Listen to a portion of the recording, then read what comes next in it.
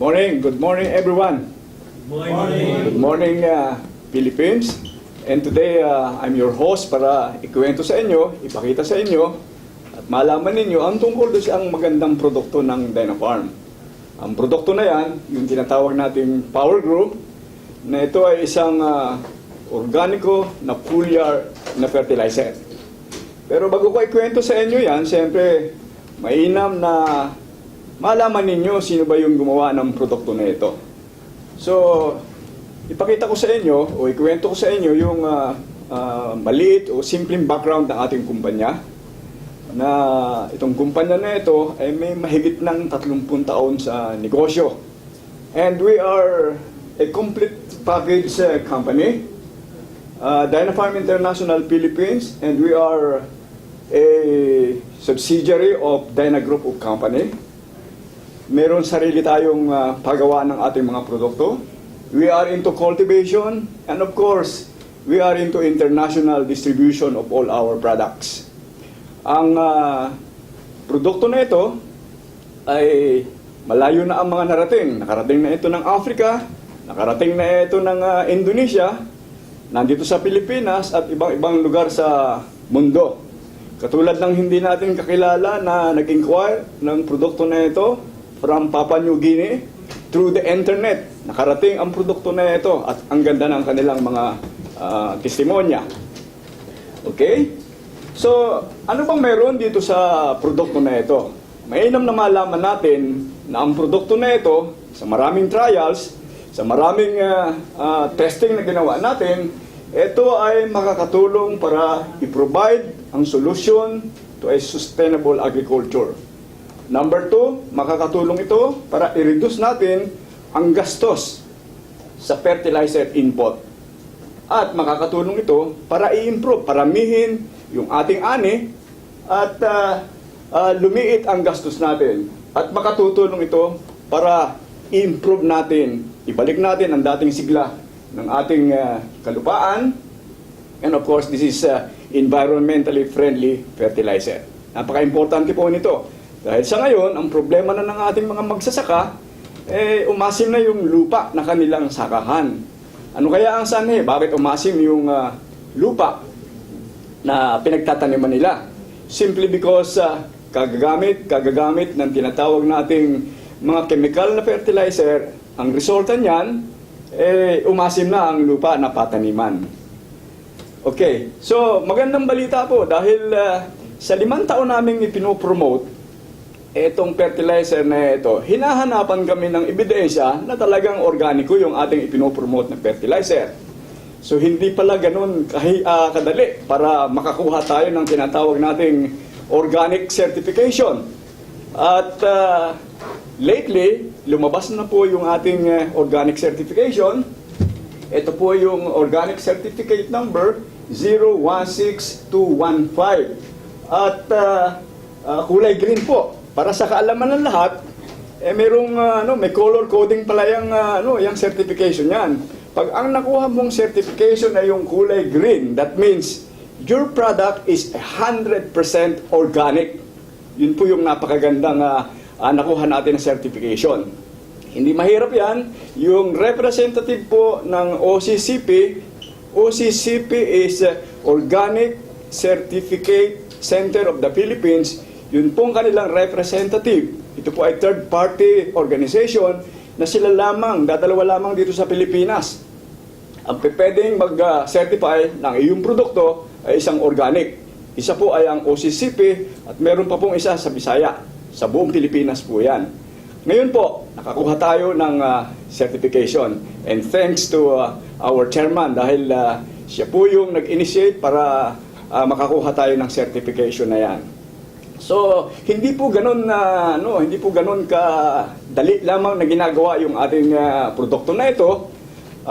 Nakita namin mga representatives po ng Dynafarm pumunta ng Malaysia 2 weeks ago at nakita namin yung napakagandang facilities natin. Kanya pala, yung ating facilities ay GMP approved, yung ating facilities ay ISO certified. At hindi lang yan, good agricultural, good GMP, good manufacturing practice, and good laboratory practice. So yun po ang napakagandang credential na nakuha natin para mai-promote natin ang ating produkto na ito. Ngayon, bago natin pag-usapan yung fertilizer na ito, napaka-importante na malaman ng ating mga magsasaka yung kondisyon ng lupa na tinataniman nila. Bakit? Para hindi maaksaya yung ating pera sa paggamit ng fertilizer, napaka-importante na malaman o matest yung soil nila. Yan po yung kauna-unahang requirements natin para mapaganda natin ang ating pag-agriculture, pagbubukid. Okay, sapagkat kung extremely acidic na ang lupa natin, ang pakinabang na lamang doon sa gastos natin sa fertilizer, napakaliit na lang. It's only about 30%. Ibig sabihin, napupunta sa wala yung more than 70%. Pag acidic ang lupa mo, kahit anong dami pang ilagay na chemical fertilizer dyan, ang pinakikinabangan lang ng halaman mo is only about 30%. So, it's not worth kung gagastos ka ng malaki. So, dapat, ang unang advice natin sa ating mga magsasaka, ay magkameron ng tinatawag na soil testing. Ngayon, ano ba itong Power Grow? Makikita po ninyo, we have this actual size, the liter size. Ito po ay produkto na ng makabagong teknolohiya. Power Grow Organic Foliar Fertilizer. At mainam na gagamitin ito, pwedeng gagamitin ito sa lahat ng klase ng halaman. Practically all kinds of crops. Huwag lamang po yung plastic na halaman. Pwedeng gagamitin po ito sa lahat ng klase ng halaman. At ang nakakatuwa po dito, because this is organic, pwede po itong gagamitin sa piggery, pwede pong gagamitin sa poultry, at pwede rin pong gagamitin sa fish pond. Bakit? Because 7 trace elements na available doon sa ating formulation, kailangan po ng mga animals, kailangan po ng isda, at kailangan siyempre ng ating mga halaman. Yun po ang napakaganda dito sa ating formulation. So sabi ko sa inyo, Power Grow is a product of new technology. Ngayon, pag pinag-usapan natin, ano ba yung pagkakaiba ng organiko against chemically prepared fertilizer? Actually po, napakalaki ng diferensya ng dalawa. Ang laki ng pagkakaiba. Pag sinabi natin chemical, it is chemically prepared. Kanya, ano ang napapansin natin sa mga chemical na fertilizer? Hindi bumababa ang presyo niya, pataas ng pataas. Dahil siya ay petroleum byproducts. Hindi katulad ng mga organiko na ang source natin, kaya tayo nabigyan ng certification that we are 100% ginamit natin ng mga resources dito, ginamit natin ay lahat ay natural, 100%.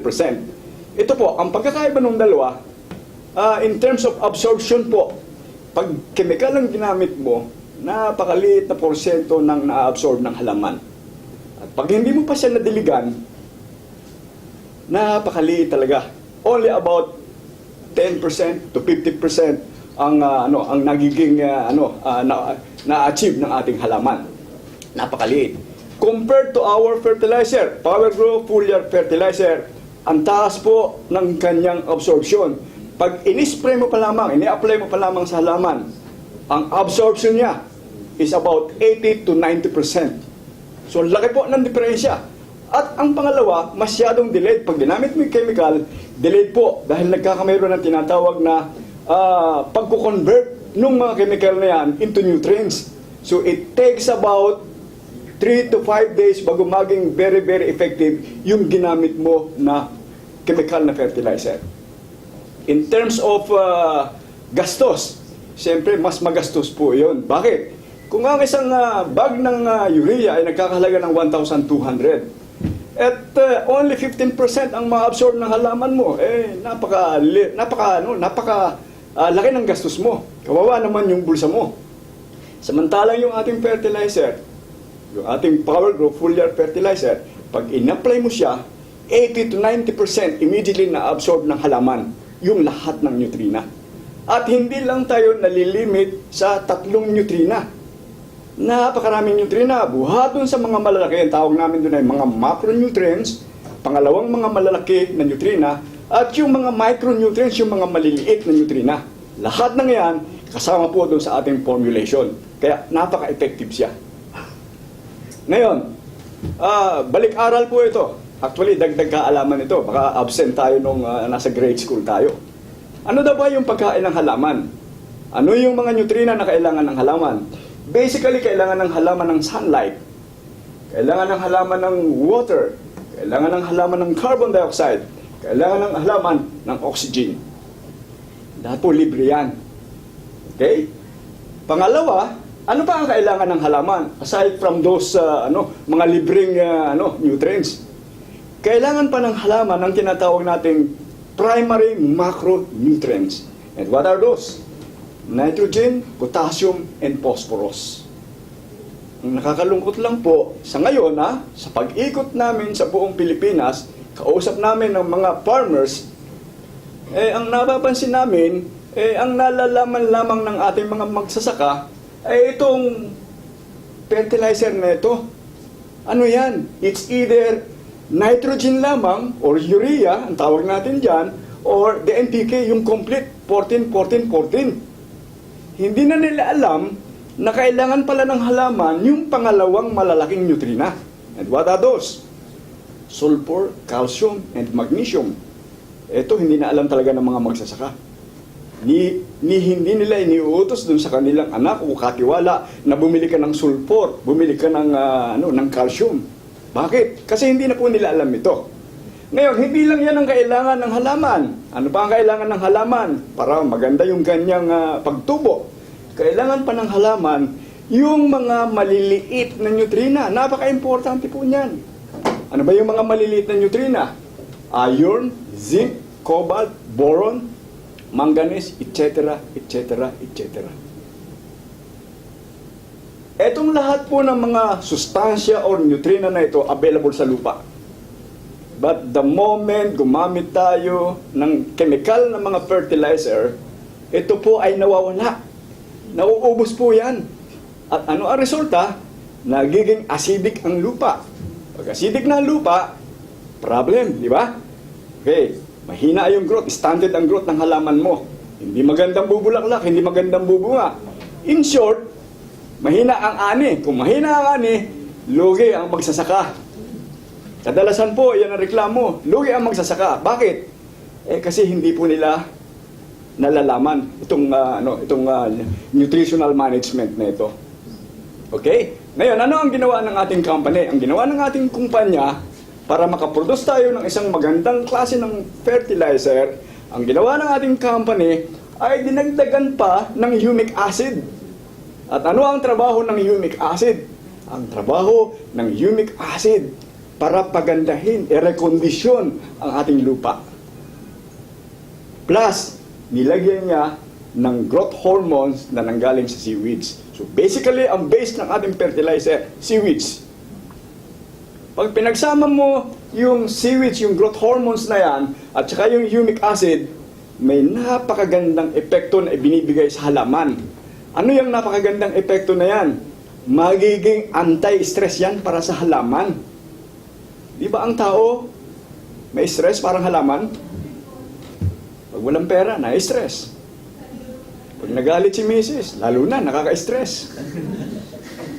Yung halaman, ganun din po. Pag nahangin na ng malakas, na-stress. Pag nabaha siya, na-stress siya. Di ba? Paano na yung practice ng ating mga magsasaka? Normal na practice ng ating magsasaka.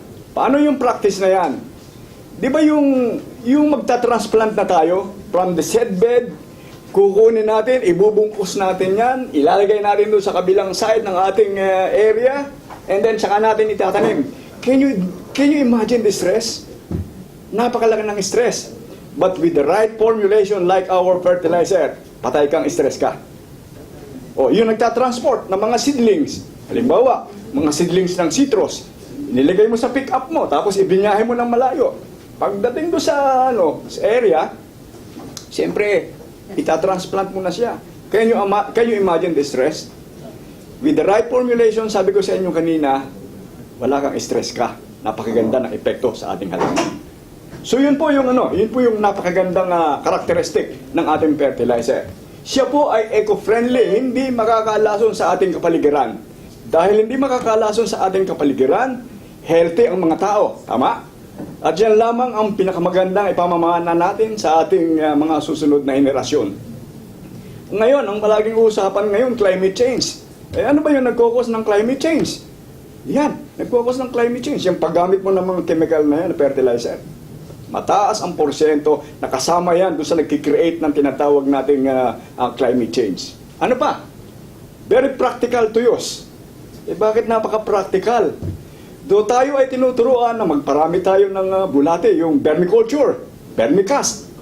Tinuturuan tayo ng mga taga-Department of Agriculture, pero okay po yan, makakatulong ng malaki yan. But the problem is, kung ang application mo ay for 10 hectares, for 100 hectares, for 1,000 hectares, can you imagine kadami ng bulate na gagawin mo? At isa pang hindi maganda po diyan, hindi talaga tayo sanay diyan sa ganyang klase ng paggawa ng pag-compose niyan. Pag ang dinicompose mo ay talagang hindi totally decomposed, totally composed, pag hindi po yan, ang taas ng level of pathogen. Since mataas ang level of pathogen, dyan din manggagaling yung tinatawag nating mga insekto na sisira doon sa ating halaman. So yun po. Ano pa? Okay? Sabi ng iba, ay hindi naman kami gumagamit ng chemical. Bakit today, ganyan na yung aming ani, napakahina na. To the point na sabi nila, ibebenta ko na itong aking lupa na ito para maging real estate pa-develop na. Nakaabang talaga yan, sina Manny Villar. Nakaabang yung mga developer na yan. Anong nangyari? Coffee Congress. Okay? Last year nag-attend ako. Bakit sa Tagaytay? Bakit doon sa Batangas? Nawala na yung coffee. Ang coffee capital napupunta na ng Mindanao. Bakit? Kasi po yung mga lote dyan na-convert na real estate. Ibinenta na. Samantalang napakalaki ng ating requirement sa coffee. Alam nyo ba? Chika-chika lang ito. Ang Pilipino, likas na nagkakape. Katulad ng presentation kanina sabi niya, malakas tayo mag-consume ng kape. Correct. Alam niyo po ba, in 1 year, 65,000 metric tons ang consumption ng Pilipino. But ang record natin, ang ating production is only 30,000 metric tons. Nasaan yung 35,000 na diferensya? Galing po ng Vietnam. Samantalang pwedeng tumubo sa lahat ng ating kabundukan ang kape. So na-mention ko lang po yan dahil siyempre kulang lang tayo sa aksyon para ma-develop itong farm na ito. Ngayon, ano ba yung sikreto talaga para gumanda yung ating halaman? Meron pong theory. Ano yung tawag sa theory na yan? Plant Nutrition and Tropobiosis Theory. Ibig sabihin po niyan is nutritional management yan. Okay? Pag binigyan mo ng tamang nutrita ang halaman, parang tao, pag binigyan natin ng tamang nutrina ang ating halaman, nagkakameron ng synergetic effect yan. Okay? Ano yung epekto na yan? Ang epekto niyan, lumalakas ang resistensya ng ating halaman sa lahat na klase ng sakit, sa lahat na klase ng peste. Dahil malakas ang resistensya niya, gaganda ang iyong produksyon. So, ibig sabihin po, kung tama ang nutrition, binigay natin doon sa ating halaman, it follows, maganda ang ani. Ganun lang po siya kasimple. Okay, so ngayon, tingnan natin. Sabi ko sa inyo kanina, etong produkto na ito, pwedeng gagamitin natin basically sa lahat ng klase ng halaman. Suitable sa lahat ng klase ng halaman. You name it. Sa prutas, sa mga leafy vegetables, sa tawag natin din mga root crops, obra po itong fertilizer na ito. Pwede rin halimbawa, mayroon tayong maliit na lugar sa ating bahay. Wala tayong malaking lupain. Pwede po, katulad po nitong ginagawa ng iba nating mga kasamahan. Pwede yan sa mga ornamentals. Pwede siya. Bakit? Una-una, hindi naman talaga siya nakakalason dahil hindi siya chemical, no? Hindi makakasira ng ating kalikasan. Ngayon ang tanong, paano ba natin siya gagamitin? Yun ang pinaka-importante. Paano natin siya gagamitin? Remember, meron tayong kulay green, meron tayong kulay red. Actually, color coding tayo, no? Ayun, ang tanong, bakit ba hindi pwedeng isa na lamang yan? Bakit hindi ginawa na lamang na green yan? Bakit meron pang red? Ang ating pong explanation dyan, yun pong tinatawag nating cycle of growth ng halaman, hindi magkaparehas. During the early stage, ang requirements iba. Pero pagka nandun ka na sa flowering and fruiting stage, ang requirements sa nutrina magkaiba. Kaya po ang ating formulation, magkaiba siya. Yun po ang explanation doon. Okay? Ngayon, paano siya gagamitin? Sabi ko sa inyo, meron tayong kulay green, growth booster.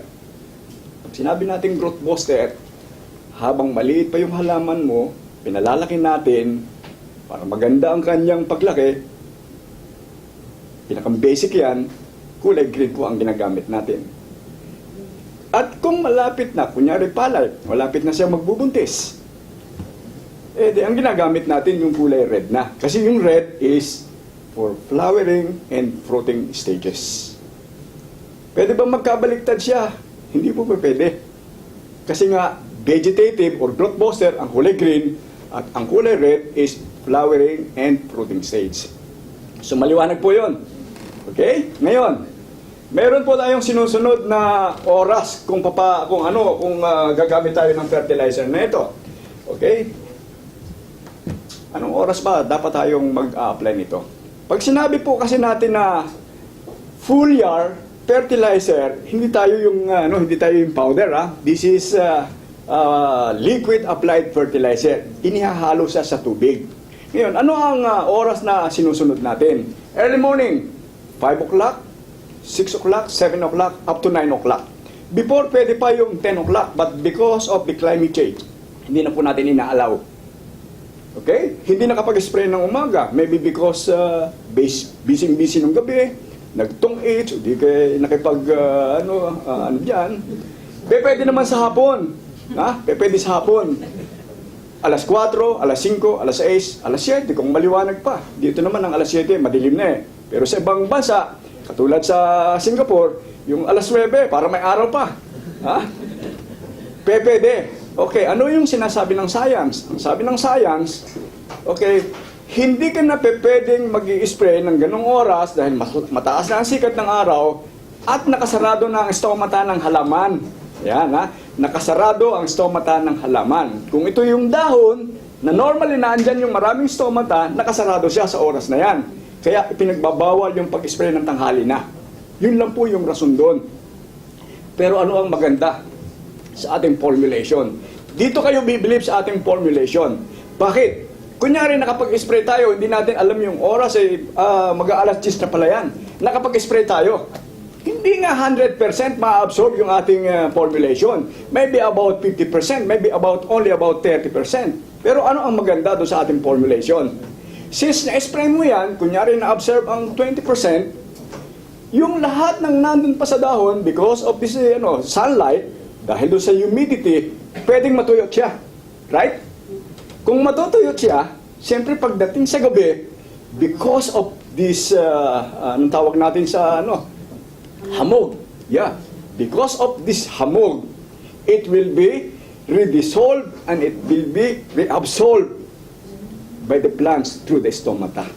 See? Napakaganda po ng ating formulation. Hindi katulad ng powder, chemical yan. Iniligay mo yan doon sa ground. Hindi mo siya nadiligan, bali wala. Pag naulan naman ng malakas at nagkameron ng flood, wala rin. In our case, pag na-spray mo siya, mabilis ang absorption, pag kinabangan mo kagad siya. Okay? Are you learning? Yes. Ngayon, ano pa yung pinagbabawal? Kung uulan ng malakas, huwag na lang kayo mag-spray. Okay? Kung malakas ang hangin, huwag na lang kayo mag-spray. Bakit? Baka doon lang sa katabi nyo mapunta yung in-spray ninyo. At kung maaari lang po, yung ating sprayer, i-a-adjust nyo doon sa pinakang pinong-pino. Parang ang labas niya is fine mist na siya. Para para nagsisirculate siya. Maganda yung absorption. Dahil alam niyo po ba, ang stomata ng halaman normally nasa ilalim ng dahon. Ganong kalaking size ng dahon, more than 1 million ng ganyang stomata. Pag mataas ang iyong halaman, nasa ilalim ng dahon ng mga stomata. Pero kung iyan ay mga tinatawag natin mga pasture grasses, katulad ng Bermuda, katulad halimbawa ng mga Carabao grasses, normally ang kanyang stomata nasa ibabaw ng dahon. Magaling talaga ang Panginoon, di ba? Pero mo, yung mga dapang-dapa na yan, may sprayan mo siya, kahit hindi mo na siya puntahan doon sa ilalim. So yun po, mga pinagbabawal. Ano pa pinagbabawal natin? Pinagbabawal din natin yung gumamit ka o i-mix mo yung ating formulation sa yung mga toxic chemicals katulad ng herbicide. Ano ba yung herbicide? Pampatay ng damo. Pag yan ay inihalo mo dyan, yung ating formulation, talo yan, mamamatay yan, baliwala yan. Kasi toxic siya. Di mo, pag in-spray mo siya sa damo, natutuyot ang damo. At pag yan ay tumagos sa lupa, yung mga herbicide na yan, pati yung mga microorganismo dyan, namamatay siya. So kung namatay na yung mga microorganismo doon sa lupa mismo, ibig sabihin, magiging acidic yung lupa mo. So hindi dapat i-mix yung ating fertilizer sa herbicide. Meron nagtatanong, pwede daw ba sa pesticide? Pwede daw ba sa insecticide na ihalo? Guys, this is compatible with pesticide and insecticide. But the suggestion is you double the dose. Alam nyo, ang problema lang ng magsasaka dyan, kaya gusto nila imimix yan, labor. Nagtitipid lang sila sa trabaho. Pero ang pinakang effective pa rin dyan is separately gawin mo siya. Pero yung nagtitipid talaga sa trabaho, mixable po siya. Pwede. On condition that you will double dose our formulation. Yun lang po. Okay, ngayon, gano'n naman karami yung mixture natin. Kung ang reference natin ay 1 hectare, ang ating mixture is 1 drum na tubig, isang application po ito. 1 drum na tubig, 200 liters of water, tapos 1 litro lang po yon. Alugin lang na mabuti, about 20 times, alugin na mabuti. Bakit? Kasi po natutulog yung ating mga doon sa ilalim. Mga buhay po yung ating mga enzymes dito. Okay? 1 hectare, 1 drum of water, 1 application po ito. 1 drum of water, 1 liter. May spray na po natin yan sa 1 hektarya. 1 application po yon. Ngayon, ang tanong, meron pa bang susunod? Of course, meron pong interval yan. Parang tao, 3 beses kumain sa maghapon. So, ganun din yung halaman, may interval siya. And the interval should be at least 7 to 10 days. Halimbawa, nag-spray tayo ngayon. Ang susunod yan is 7 to 10 days. Yun ang interval natin. So, maliwanag po yun. So, alam na natin ano ba yung mga pinagbabawal. No? Ngayon, yan, nakita ninyo. Tingnan natin ang mga naging resulta base dun sa ating mga nakausap na gumamit na ng ating mga fertilizer na ito. Ngayon, tingnan muna natin sa Malaysia. Ito nakikita niyo sa picture na ito. Ito yung mga resulta na ginamit nila sa palm tree. Dito sa Luzon, hindi kasi nung gumagamit sa palm oil trees, ano? Dahil wala halos tayong nakikita dito. But in Mindanao, in Palawan, napakarami na pong nagtatanim at umaani na ng palm oil. Pamilyar ba kayo sa palm oil? Yung pamprito na binibili natin, mas mura na kaysa doon sa coconut oil. Samantalang ang Pilipinas ay coconut country, di ba? Pero mas mura. Ito po ang nakasolve ng kahirapan ng mga magsasaka sa Malaysia, sa Indonesia. Bakit? Nagpatanim sila ng napakarami, kinumpare natin ito sa niyog, mas maganda pala talaga ang palm oil tree. Bakit? Ang niyog, pamilyar po ako dyan dahil taga Quezon ako. At meron din naman kaming kaunting sakahan ng niyog. Alam niyo po ba na ang niyog, para ikaw ay makaani, umaabot siya ng 5 hanggang 7 taon muna bago ka mag-aani. Am I right? At ang nakakalungkot pa dyan, kung nag-aani ka na, every 3 months or every quarter, saka ka lang uli mag-aani. Ikumpara natin sa palm tree. Ang palm tree, 26 months, yung mga hybrid nila, mag-aani ka na. Kumpara sa 5 taon, every 26 months to 29 months mag-aani ka na. At ang frequency po ng pag-aani dito is twice a month. Kanya meron po ako naging customer. Hindi ko pa siya personally na-meet, taga Palawan, Puerto Princesa. Ang problema nila sa kanilang palm oil tree, ang production nila for 1 hectare is only about 3 metric tons. Yung 3 metric tons, that's enough for the expenses. Parang break-even lang po sila doon sa 3 metric tons na naaani nila. Now, they started using our product, our fertilizer. What happened? After a year, nag-increase yung kanilang ani. To how much ang nag-increase? From 3 metric tons, this time 5 metric tons. At ang kanila pong inaambisyon, umabot sila ng 7 metric tons. Sa ngayon, sa isang hektarya, nagneneto sila ng 20,000 pesos. Meron silang 10 hektarya, so may 200,000 sila every month. Kumpara mo sa coconut, ang liit ng harvest. Isa lang po yan sa nakita natin na napakaganda ng result sa palm tree. Yan. Maganda yun, parang nga siya. Hindi siya yung niyog na malalaki na ganon. Ang advantage pa nito, hindi ninanakaw. Yung niyog, pag nadaanan ng magsasaka, nanakawin yan. Bakit? Kasi may naghihintay sa kanya, nagagataan. Okay. Ito naman. Kasama natin yung ating isang dito. Si Mike. Si Mr. Mike. Pero hindi naman talaga ito yung kanyang profession dahil sa IT siya. Pero personally, nagmamanage siya ng farm. Ang production niya grabe. Ang mahal ng mayroong season at tagmahal talaga yung Hindi lang yan, pati sa mais. Talagang practitioner po siya. Andiyan siya ngayon, ayan, sa talong. Ano ang kanyang masasabi dyan? Mamaya may testimonya. Sasabihin niya yung kanyang testimonya tungkol dito sa eto naman po, pinakamalaking investor ko sa Sultan Kudarat. Yes. Hindi natin kilala kung sino yan. Nung iyan ay lumapit sa amin, dahil meron kaming sa Mega Mall, meron kaming agricultural fair noon. Lumapit sa mesa namin, hinawakan yung dalawang produkto na ito, binasa-basa niya, bumili ng 4 lang po, 4 na piraso. And to cut the story short, umalis na siya pagkabayad. Siyempre, hindi siya makakalabas pagka hindi siya nagbabayad. So, ano nangyari? After 2 months, bumalik sa amin. Umorder. Anong order? Isang 40-footer. You know why? This guy, nag-aral siya ng coffee technology sa Malaybalay, Bukidnon. Nestle. At doon, siyempre, they are free to use other fertilizers, whether chemical or organic. At ano ang nakita nila? Kinumpir lahat nila ito. Nakita nila, ang pinakamagaling na ginamit nila is Power Grow. Wala bang palakpak dyan? Isipin nyo, pagbalik dito, akala namin, order ng isang box lang o 10 boxes, isang 40-footer container pala, worth 12 million. Grabe. Yan po nakita nyo sa picture na yan. Nandyan si Upline Jonas. Siyempre, ako ito. Ako ba yan?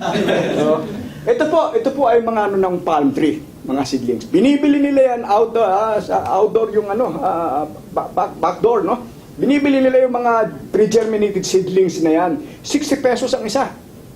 Tapos after 5 months, na kanilang itinanim na doon sa kanilang nursery, ibinebenta na nila 250 pesos. So doon pa lamang kitaan na. Yun yung maganda sa negosyo po ng fertilizer na ito. Doon pa lamang sa nursery, kitaan na. Kaya lang ayaw nang magbenta ngayon. Alam niyo kung bakit? Siya na mismo ang nangungontrata, siya yung magtatanim sa area mo para dala ng lahat, seedlings at saka fertilizer. He's a doctor, ha? May-ari ng ospital doon sa Sultan Kudarat. Ito yung sa Palawan. Okay? He's a nurse, pero ayaw nang mag-nurse. Ayaw na sa ospital. Bakit? Yung kinuwento ko sa inyo kanina, nag-aani na ngayon, ang kanilang target for 1 hectare is 7 metric tons. Yan, nanay nila, educator, ayaw na rin. Bakit? 100% full-time sila sa farming. Bakit? Ang laki daw pala ng pera sa farming. Yan. Ito. Yan. Ito, mga 29 months pa lamang yung ang ganda ng resort. Sa Palawan po yan. Okay? Ito naman. Sa mga, sa Maisa naman ito. Actual din ito. Okay? Account natin yan sa Pangasinan. Nakikita natin dito, this portion is treated with Power Grow. And this portion is treated with without power growth. Meaning, ginamitan din ng ibang fertilizer. Can you see the difference? Ang laki po ng diferensya.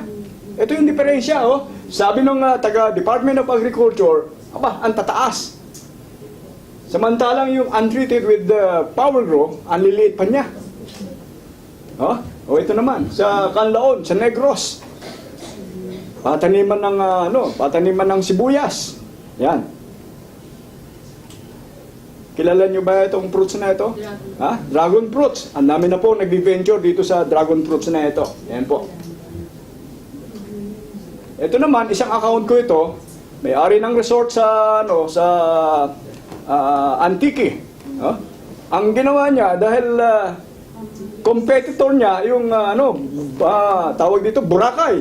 Sabi niya sa Boracay, napakaraming mga, napakaraming mga, tawag natin dito, mga foreign guests, lalo na yung mga mga Koreans na napakahihilig doon sa mga sili. Ang ginawa niya, gumawa siya ng sarili niyang plantation doon sa kanyang resort at ngayon po ang ganda ng production niya. Nagdadala siya mismo sa Boracay for the consumption ng mga restaurants doon. Dito naman sa Quezon, dito sa Batangas, marami na din po tayong mga testimonya diyan. Sa pataniman ng palay po. O ito. Si Ate Baby ang tawag nila dito. Actually, hindi ko account ito. Palagay nyo, bakit siya masaya? Ay, kamamatay pa ang asawa. Ha? Bakit siya nakasmile? Dahil yung kanyang harvest, yung kanyang production, nag-increase by 300%. Ikaw ang mag-increase ng 300% sa ani mo. Ibig sabihin yan, kung dating 100, naging 300 na kabanes. Alam nyo, mayroong kwento 100 lang ko sa Nueva Ecija. Ang ambisyon lang makabili ng bagong tricycle. Ang kanyang area is 10 hectares. Okay. Ngayon, nag-increase ng 30% yung kanyang production. Alam nyo, hindi tricycle ang nabili niya. Ang nabili niya, isang Montero. Okay. Ngayon, nagtataka ako, paano nangyari sa kanya? Okay, na-increase siya ng 30%. Kung dating 100, naging 130. May increase yung 30 sa isang hektarya.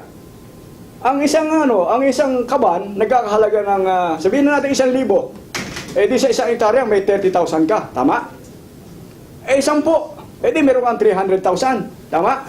O eh paano hindi ka makakabili ng isang Montero? Yun ay sa isang anihan yun. Yes. Ha? Di may pandaw na kagad siya. Hindi tricycle ang binili. Montero ang binili niya. Because nag-increase ng 30% yung kanyang ani.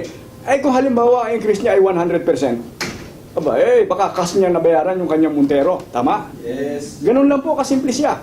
Meron pa akong isang customer sa sa Iloilo. Doon sa Iloilo, sa Pututan, kausap namin yung isang chairman ng isang cooperative. Sabi nung chairman, ako, pag ginamitan ko ng 10 bags na chemical, yung aking isang hektarya, ako ay nakakasigurado. Meron akong 100 kabanes na aanihin doon. I am very sure. Considering yung kanyang experience na doon sa kanilang area. Sabi niya sa akin, kung gagamit pa ako niyan, madadagdagan yung ani. Sabi ko, by about 30% minimum. Alam mo ang sabi niya, okay, pagbibigyan kita. Hindi ako magbabawas kasi ang rekomendasyon namin, yung dating ginagamit mo 10 bags, bawasan mo by at least 1/2 para makatipid ka. Tapos, isupplement mo na lamang ng ating fertilizer. Alam mo, sabi niya, hindi ako magbabawas dahil sigurado na ako may 100 doon. Alam nyo, hindi nga siya nagbawas. Tapos, gumamit siya ng ating fertilizer as supplement. Alam mo yung increase, hindi 30%. Umabot siya ng 50%. Alam mo ang sabi ng mama, sabi niya, talagang magaling yung fertilizer ninyo. Bakit? Hindi na nga ako naniwala sa inyo, pero yung sinasabi niyo 30%, nadagdagan pa. Alam niyo po yung experience namin, hindi na lamang sa 30, hindi na lang sa 50%. To about 300% nag-i-increase talaga when it comes to production sa rice. Eto, na-test din namin ang galing ng ating fertilizer without using other pesticide. Ito po, tinamaan ng peste. Yan. Peste kang halaman ka. Tinamaan ng peste. Anong ginawa? Hindi pinagamit ng pesticide. No anumang insecticide, hindi ginamitan. Dinoble dose lamang natin yung ating application, yung ating mixture. Nakarecover po siya. Marami po tayo ebidensya niyan. Yung inabutan ng baha, di ba? May mga bunga na, dadapa. Double dose mo. Mga ebidensya po na hindi lang namin na-document yan. Pero mahirap magsinungaling. Okay? Yes. Tinaman nyo to. Hindi siya talagang dumadapa. Pero makikita ninyo, ang bibintog ng kanyang grains. Bakit? Maganda ang root system. Yes. Dahil ginamitan natin ang ating fertilizer. Hindi yung chemical ang ginamit mo na hindi maganda ang root system niya. Kaya pag tinamaan siya o bumigat ang kanyang ani, makikita mo siya. Dadapa siya. O yan. Pagbilaw Quezon yan. Pagbilaw Quezon. O ito maganda. Sa Ilocos. Okay? Naniwala siya, bawasan yung chemical na ginagamit niya. Less 50%. Tapos gumamit siya ng ating fertilizer. First application, 15 days after transplanting, kulay green. Okay? Ayan po. 15 days after transplanting, kulay green. This happened in Candon. Second application, 10 days after the first application, 25 days. Green pa rin. Third application, green pa rin. Ibig sabihin, nakakatatlong litro doon sa 35 days after transplanting. Pang-apat niya, red na, 45 days. Pang-lima, red pa rin, 55 days. Pang-anim, 65 days, red pa rin siya. 6 na litros, tapos na. Advance ang pag-harvest niya. 85 days nag-ani siya. Yes. You know how many kabans in 1 hectare? 236 kabans. Pero, So mga amazing result. Kaya ang sabi ng ating proponent doon? Ang sabi ng ating proponent doon, yung ating customer doon, ayos ang Power Grow. Ito naman, sa Tarlac po, pataniman ng okra. Akala ninyo, yung okra ay para lang sa diabetic. Hindi po, ini-export nila sa Japan. Okra.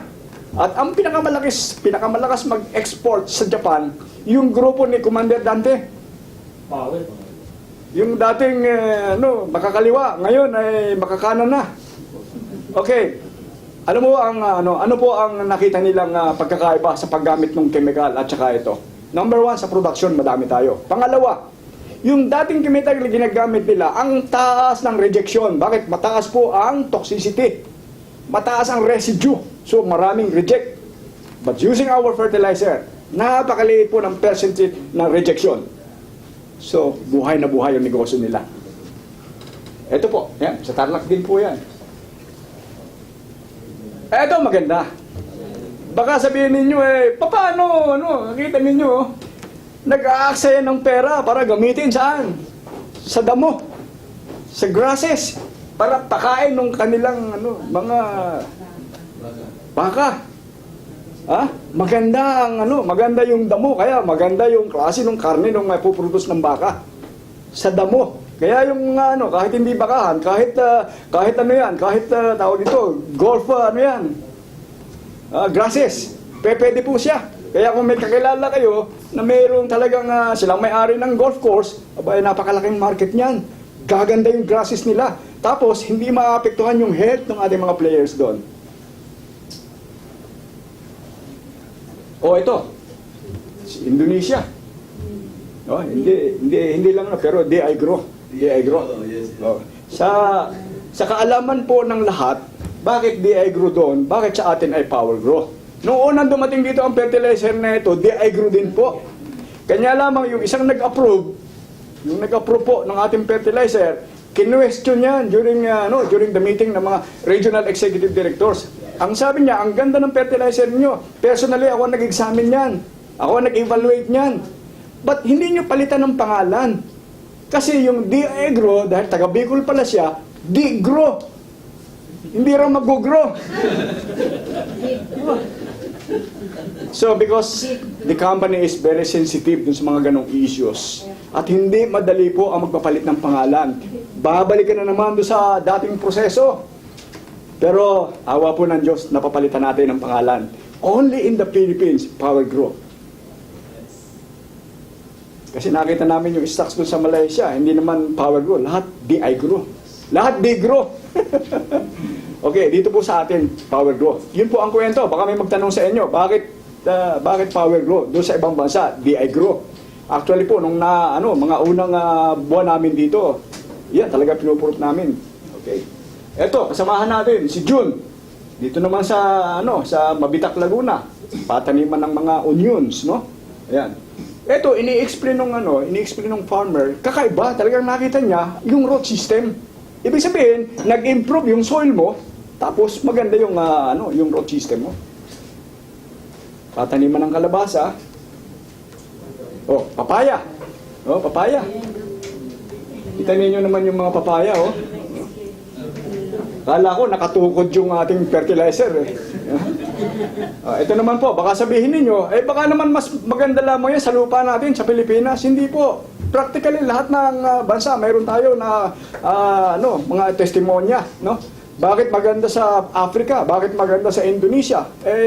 Basta may lupa at ibinigay mo yung tamang nutrina, gaganda ang tubo at ang produksyon ng halaman mo. O ito po, sa Laguna, palay din. Yan, palay. Kita ninyo, ang gaganda. Yan, oh. O ito, kahit sa mangga. Ang ganda ng result. Meron na nagrereklamo sa mangga, siguro na-tsempo lang talaga na hindi tama yung kanilang application. Pero mas mataas yung porsyento na nakita natin maganda ang result doon sa mangga. Okay, kanino naman yung mga palay na yan, no? Yan. Doon sa mga high value crops, katulad ng mga vegetable. Alam mo, kagagaling ako last week, last Tuesday, galing lamang ako sa Nueva Ecija. Yung part ng dyan, ang kanilang doon, halaman is more on high value crops, mga pechay, mustasa. Merong merong nakagamit ng ating fertilizer doon. Ang sabi niya, dati, bago siya mag-ani ng pechay, umaabot ng 35 days bago mag-ani. Nung ginamitan niyo ng ating fertilizer, 22 days, wala na, benta na talaga. Tinalo sila. Alam niyo po yung sa Sariaya, Quezon? Sa Sariaya, Quezon, 8 araw pa lamang, pambenta na.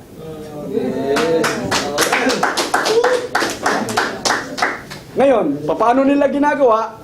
Sabi nila, sikreto. Instead na ang interval ng kanilang application ay 1 linggo, o di kaya 5 araw, 7 araw, every 3 days nag-i-spray sila. Kanya lang binabawasan nila yung dosage. Yun ang sikreto nila. Kasamahan din natin ito. Papaya din. Eto, si Brother June. Sa mga pamienta. Last week, nandiyan din kami sa Tagaytay. Alam nyo ba na ang pamienta, napakalaking negosyo ngayon? Alam nyo ba yung pamienta, pag meron kang 1 hektarya, pwede kang kumita ng mahigit 3 milyon. Sa 1 hektarya lang, pamienta. Kaya lamang medyo nahihirapan sila. Bakit? Hindi siguro nila na i-encounter pa yung tamang fertilizer na gagamitin nila doon sa kanilang pamienta. But this time, may mga ebidensya na kami doon sa Tagaytay. Pati sa mga bulaklak, sa mangga, ito po yung mga pamienta. Kaya kay Ning Ramos sa Tagaytay. Yan. Ngayon, sabi nung iba, baka naman puro kwento lamang yan ng mga kaibigan ninyo na gumamit. Hindi po. Mga malalaking organization, katulad ng Central Luzon State University, katulad ng UP Los Baños, katulad ng isang malaking agricultural school sa Katarman. Okay, kinomission natin sila para gamitin ng fertilizer, para kumuha sila talaga ng ebidensya kung talagang maganda ito. Tawag natin dyan ay validation. So, na-validate nila sa Central Luzon State University, nung ginamit nila sa palay, nung ginamit nila sa mais, napakaganda ng result. Ano yung result sa mais? Kita naman ninyo ito. Okay, under the tree, the mango tree, nandyan yung manager ng land bank. Bakit nag-participate ang manager ng land bank? Kasi po, isa sila sa mga nag-initiate. Para Para yung mga cooperatives, pautangin nila. Ang gusto nila, magkamayroon ng tamang input ng fertilizer na gagamitin. Kasi sa experience nila in the past, lugi yung mga farmers, hindi makabayad ngayon sa land bank.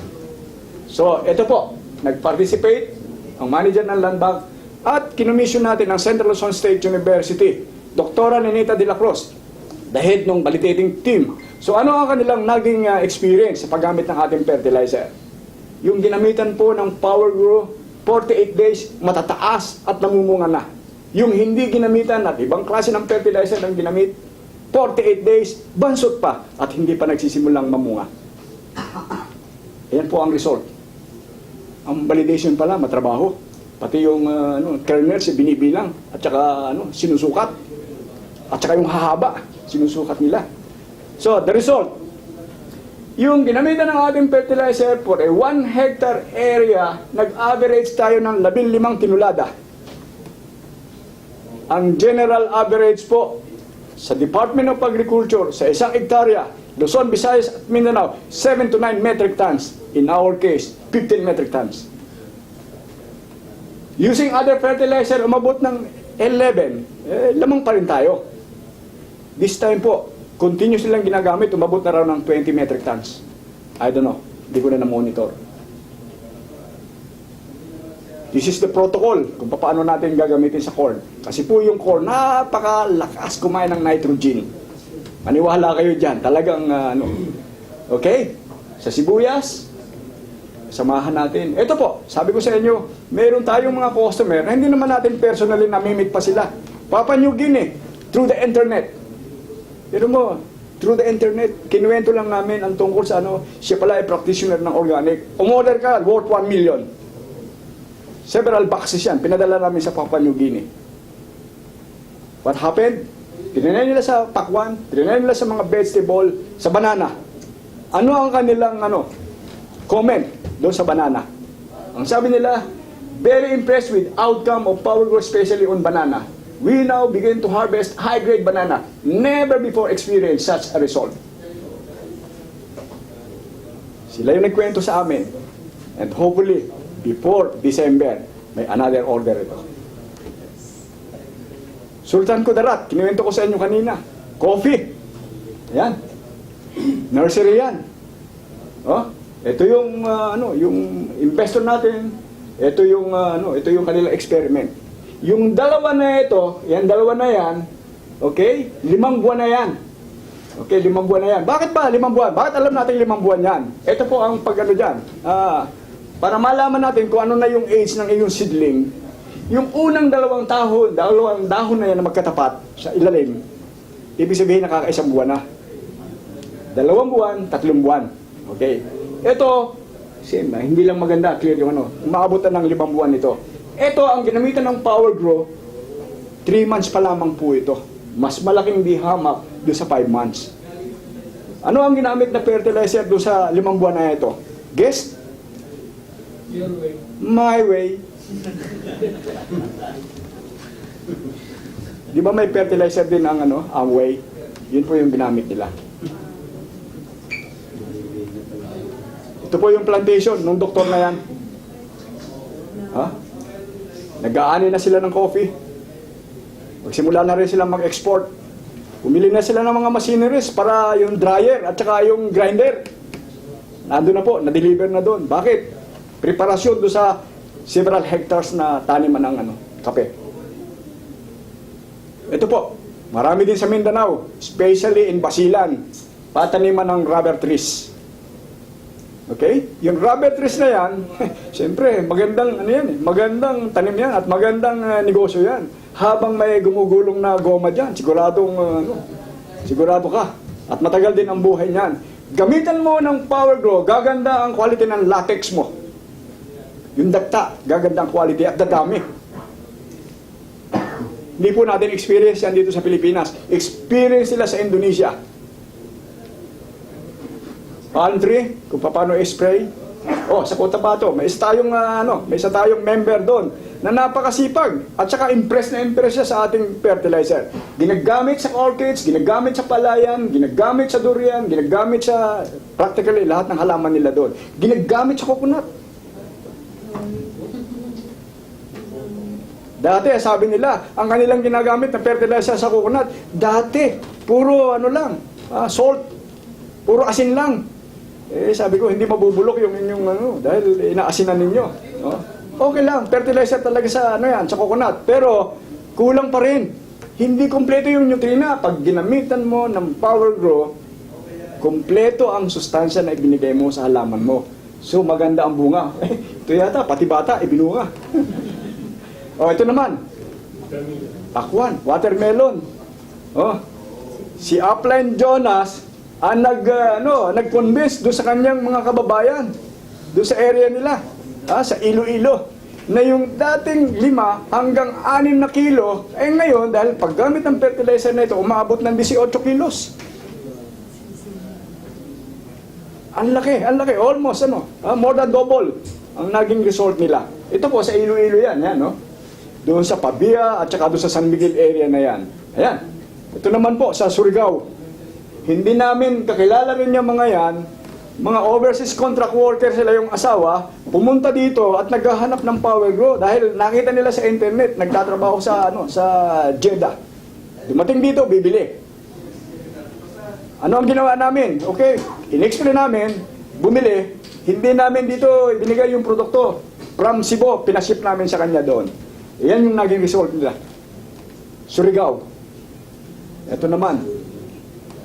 Kalabasa. Alam nyo, punta kami ng Mindanao, yung isang malakas na nagpuproduce ng kalabasa doon.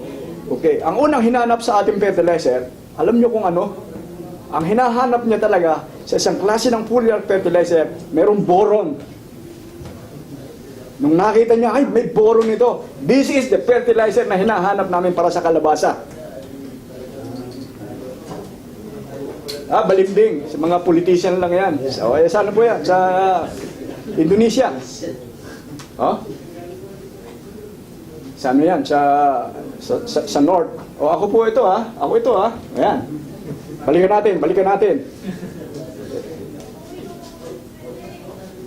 Unang punta namin dyan sa Cotabato na yan, Coronadal, siyempre ayaw maniwala. To see is to believe. Hanggang ngayon naman, may ganyan pa attitude yung mga farmers To see is to believe Ngayon, para maniwala, kumuha kami ng 1/3 hectare. Part of the area, yung 1/3 hectare, demo farm. Okay, in-interview namin. Ano ba yung ginagamit mong fertilizer before? Ilan yung inaani mo sa isang cropping season mo? Okay, ito ang sinabi niya. Okay? Dati, 27 kabans lamang sa 1/3 hectare. Ang ginagamit niya, urea. But using our fertilizer, umabot siya sa 42. From 27 to 42 in a 1/3 hectare. So, anong nangyari ngayon? All the areas, sa kanila dyan, sa areas na yan, ang ginagamit nila yung ating fertilizer. At sinama ako nung kanyang daddy, sinama ko nung kanyang tatay, kasi former vice mayor ng Coronadal. Isinama ako doon sa Maguindanao area. Pero mo, in the middle of the resort, napakalaking palayan yan, nag-present ako. Sabi sa akin ni attorney, Net, bilisan mo lamang kung kalahating oras lang. Bakit? Sabi ni attorney, hindi tayo pwedeng abutan ng alas 4 sa daan. Kailangan makauwi na tayo ng Cotabato. Bakit? Alam mo na yan, delikado. Alam nyo, nag-present kami doon, mabilisan lang yan. Pagkatapos ko mag-present, question and answer, tapos na. Tapos may nag-testimonya. Hindi ko alam na may gumagamit na pala sa area nila ng fertilizer na ito. Ang sabi niya, dito po sa aming area na ito, ako po ang may pinakamataas na ani. Dahil ako lang po ang gumamit ng fertilizer na yan sa area namin. Can you imagine that? Hindi namin kakilala yung area na yan. Practically 100% Muslim talaga sila doon. Pero may nagtestimonya. Yung pala may kamag-anak dito sa Manila, napadalhan ng produkto na ito, ginamit niya doon, ang ganda ng result niya. Ito, mga testimonya na ito. Nueva Ecija, dati 85 sacks, naging 94. This time, naging 126. Progressing, no? Ito, diyan din sa Nueva Ecija, hybrid naman siya. 10,000 square meter, practically 1 hectare ito. 224 kabans. Alam mo, naaawa ako doon sa mga farmers sa Katarman. May isang area doon na ang ani lamang nila sa isang hektarya, 20 kabans. Samantalang ito, nagto-224 kabans sa hektarya. Nakakalungkot. Kaya, ayaw na nung may-aring bukirin Lugi daw siya. O eto, inbreed naman siya. Pag sinabi natin inbreed, ito yung mga matatagal ng lahi. Mga suwail na lahi na ito. At least, umaabot pa rin siya ng 142 kabans. No? Nueva Ecija pa rin, 220, 294. Nueva Ecija pa rin, sa Gimba ito, 2013, 187, 2014, 289, Cabanes, 1 hectare. Mga testimonya na po ito, validated by people coming from the Department of Agriculture. Pinakikita dyan yung savings at saka yung increase ng ani. Using the Power Grow, yan, nakita naman. Kinu-compare nila. Ito po, top-notcher namin ito. As far as my group is concerned, top-notcher namin ito. Okay. Si Mr. Fernando Francisco sa San Isidro, Nueva Ecija. This time, 305 cabanes po ay naani niya sa 1 hektarya. Seed grower, hybrid po. Pag bumili ka sa kanya ng seeds, certified yan. Ang sasabihin sa iyo, gamitin mo ang fertilizer na ito. Value added. Pangasinan. Oh. Okay, so tingnan natin. Comparison ng gastos. Sa 1 hektarya, gumamit ka ng chemical na fertilizer, gumamit ka ng animal manures, or gumamit ka ng Power Grow. Ito, tingnan natin. Kung chemical ang ginamit mo, ang isang sack is about 1,200. Sa 10 bags, mga 12,000 pesos yan. And you will be assured of 70 to 100 sacks ang iyong magiging production. Pag gumamit ka ng animal manure, pinakamababa yan, 50 na sako. 100, 200 para sa 1 hektarya. Sabihin natin 50, 200 pesos per sack. How much? That's 10,000 pesos. And you will be assured of 80, medyo mataas, 120 sacks. Using Power Grow, kung ikaw ay kasama dito sa ating negosyo na ito, siyempre, ang presyo mo mas mababa. Sa 1 litro, 637 and 50 centavos. Kung nakaubos ka ng 6, ibig sabihin, 3,825 pesos lamang ang gastos mo sa fertilizer. Pwede kang umani 100 hanggang mahigit 200 sako na palay. Ngayon, sabihin natin, gusto mong dagdagan pa ng chemical, it's up to you. Kung hindi ka organic practitioner, it's okay. Pero kung ikaw halimbawa ay organic practitioner, at least wala pang 4,000 ang gastos mo sa fertilizer. Dagdagan mo na ng chemical siya, 4 na bags na urea o di kaya ay 14-14. How much? Additional 4,800, 8,625. Mababa pa rin. Pero mas madami ang iyong inani. Yun ang napaka-importante. So ito, sa Mindanao pa rin siya, sa mais. Sabi nila, pag ginamitan mo ng Power Grow sa mais, maraming abnormal. Ano ka kung abnormal? Kasi yung mais, pag bumunga, isa lamang o pinakamarami na yung 2. At ang size nila, magkaiba. But using Power Grow fertilizer, abnormal dahil maraming bunga. Pwedeng 3, pwedeng 4, at pwedeng pare-parehas ang size niya. Yan po yung nangyayari. Yan, oh. Binuksan nila, pakitaan talaga. Sa Mindanao po yan, sa Sultan Kudarat. Yan. Dito sa Bulacan, maraming practitioner tayo na ginagamit nila mga high value crops, mga gulay. Sili. Yan po, sa sili. Kalamansi. Mga hindi namumunga. Lansones na hindi namumunga. Marami tayong testimonya niyan. No? Isang kasamahan natin sa Mindoro. Yan ang kanyang mga testimonya. Sabi niya, tulungan naman ninyo kami dito sa Mindoro. Bakit? Hindi na nila kaya. Dahil napakadami na nilang customer dito sa ating fertilizer na ito sa Mindoro. Yan, dragon fruits. Mangga. Medyo mahirap sa mangga pero nachechempohan rin na ma-perfect natin yan. Ito yung protocol natin sa mangga. Ito naman, sa tomatoes. Sa Palawan po siya, tomatoes. Yan. Sa Africa, ano ang practice ng ating mga farmers sa Africa? Sa mga bananas, Ang gawa nila, instead nag-i-spray sila, injection na lamang. 5 ml puro once a month. Saksak. Tapos, once a month.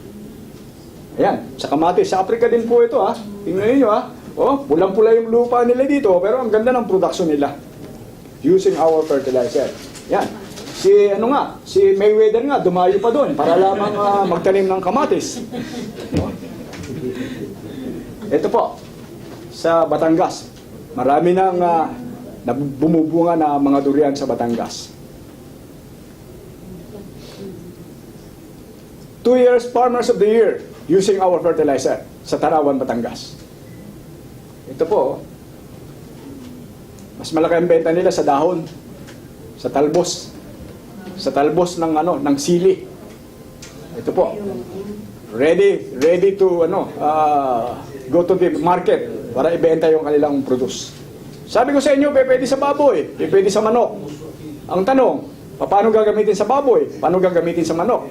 Yung iniinom ng baboy, yung iniinom ng manok, yung tubig, 1 litro, 1 kutsarita lamang na Power Grow. Kulay green muna ang gamitin natin, huwag kulay pula, baka bumulaklak ang manok. Ha? Kulay green. Oh? Ngayon, kung halimbawa ay talagang bumibili kayo ng feeds, yung commercial feeds, 3 kilo, 1 kutsara, ihalo ninyo. Para may halong mabuti, at least kalahating litros na tubig, iligay doon yung 1 kutsara na mixture ng ating fertilizer, saka ninyo ihalo. So yun po, ilan sa mga testimonya ng ating produkto na Power Grow. So ano ba ang mayroon doon sa Power Grow? Ang Power Grow po makatutulong para i-transform natin yung ating agriculture into a productive, environmentally sound, and sustainable farming. Bakit ba tayo gagamit ng fertilizer? Number 1, siyempre padamihin yung nutrients na kailangan ng halaman.